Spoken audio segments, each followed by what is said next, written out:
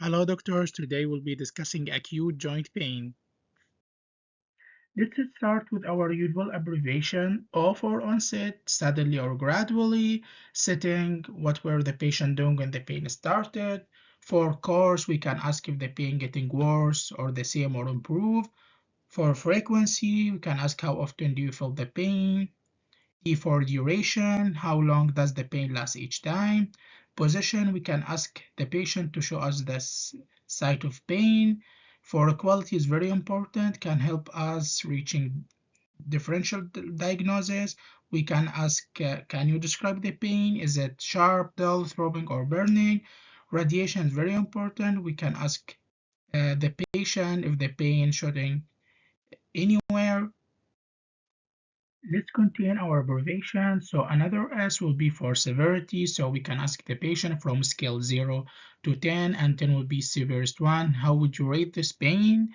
For timing, we can ask, is it the pain worse in the morning, evening, or certain duration? Coming to last 2A, first one will be for aggravating factor. We can ask what makes the pain worse. Another A will be for elevating factor. We can ask about what help relieve your pain, or did you take any medication? Did you change your position? That can help us reaching a differential diagnosis. Coming to constitutional symptom and trauma, we can ask about chills, fatigue, weight loss. Also, we can ask about general appetite or general well-being, and don't forget to ask about history of the trauma. In past medical history, we can ask about any kind of the arthritis, like osteoarthritis or rheumatoid arthritis. We can ask about any history of the trauma or recent joint surgery. We can ask also about diabetes or any heart problems, specifically endocarditis. Here we can also ask about any if the patient had any joint or bone infection before. History of the blood thinner also important because that can cause hemoarthrosis. We can ask also about the sickle cell disease history because during the pain crisis that also can cause severe bone pain. History of the kidney stone or kidney problems, any kidney problem that can lead to the elevation of the uric acid, which will cause gout. History of the cancer, and also history of the intake of red meat, seafood, or drink alcohol, specifically binge drinking, that also can cause acute flare-up of the gout. Coming to the family history, you can ask any history of arthritis in the family, like rheumatoid or gout. We can ask any family history of the joint problem or autoimmune condition. Anyone in your family with sickle cell disease, most likely the patient with sickle cell disease, they will be diagnosed early. So most likely all of them, they will come and they know they have been diagnosed with sickle cell disease. We can also ask about any kidney problems or stone or any history of any condition runs in the family. And also it's a good idea to ask about history of the cancer runs in the family. For social history, always write this in your notes: sad, occupation and support. Ask about smoking, alcohol, drugs, occupation, and always when you have time, you can ask about the support system around the patient, if the patient need any social assistance, and also you can ask about the mood. And this is very important when you are taking history from a teenager patient. Don't forget in the smoking, you should ask about the amount and also for duration. For alcohol, the same, and also you can ask what kind of the alcohol. For drugs, you can diagnose septic arthritis if there is intravenous drug abuse or use. For occupation, it's very important to get idea about what the patient is doing, if there is any heavy lifting or hard job, like the patient doing hard task. Let's start with our differential diagnosis for acute joint pain, and most likely will be less than 1 week. First, we'll start with septic arthritis. The patient will present with a severe pain. He will tell you, I cannot move my limb, redness, swelling, and also inability to move any joint nearby because the pain could be radiating. usually affecting one joint. Fever may be present, and if we order investigation, we'll see in joint aspiration there is purulent fluid with high white blood cells count and positive gram stain or culture. Clues from the history can help you diagnose septic arthritis if there is any history of the intravenous drug use or abuse, in social history if there is any history of the diabetes, recent joint surgery or injection, open wound or skin infection nearby, or also known endocarditis or new murmur.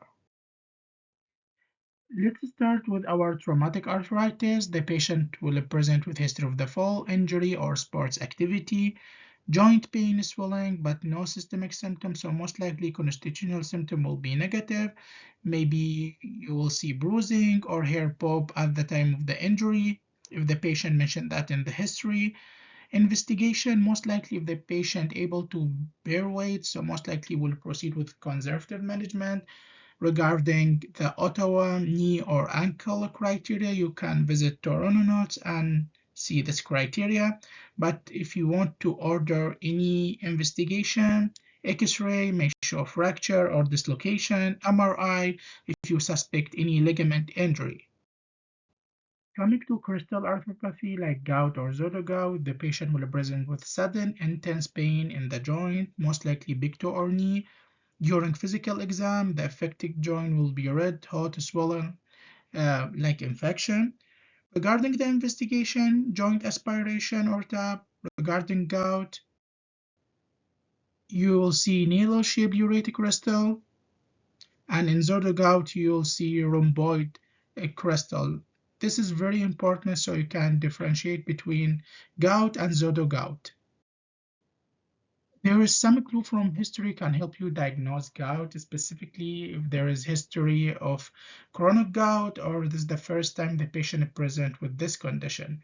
Regarding gout, we can ask about meat and seafood intake because that contain purine. We can also ask about recent alcohol intake and chronic kidney disease because in this condition, the level of the uric acid will be elevated.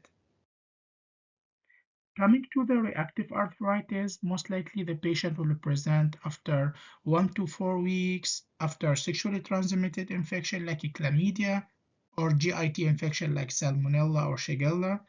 The patient may also have painful urination, eye redness, and skin change.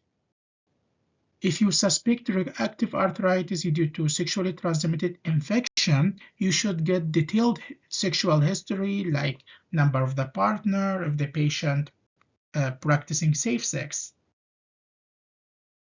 Coming to the sickle cell crisis, that is a very rare condition that can cause pain, but also can happen. As you know, this kind of the blood cells can cause obstruction in the blood vessels supplying the bone, so that can cause pain. How to diagnose? Always the patient can have history of the sickle cell disease.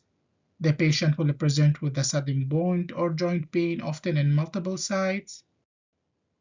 No trauma or infection signs, may have low-grade fever, so it's better to ask about constitutional symptom and trauma during history taking. Regarding investigation, we can order CBC, we can order some imaging, we can see infarction. We don't need to order fluid aspiration unless if you suspect infection. In emergency setting, if the patient present with acute pain, sometimes you don't have time to take detailed history, so it's very important to use this abbreviation sample so you can take history quickly and help the patient. First one, for S, you can ask about the sign and symptom, A for allergies, M for medication, P for past medical history, L for last meal, and also if the patient female, you can add last menstrual period. E will be for event leading up to this injury, if the patient was doing certain sports activity or doing some work in the home. We should get detailed history about what happened to the patient. And also if the patient delayed seeking help, You should also clarify that and getting more information to exclude abuse. So you can gently ask the patient, why did you come late? Anyone prevent you from coming? And also you can ask about home environment or if the patient feels safe. Don't forget to ask about IC during your history taking.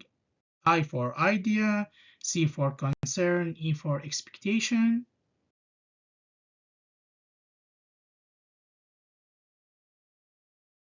Thank you for watching. With love and support, Dr. Sabri.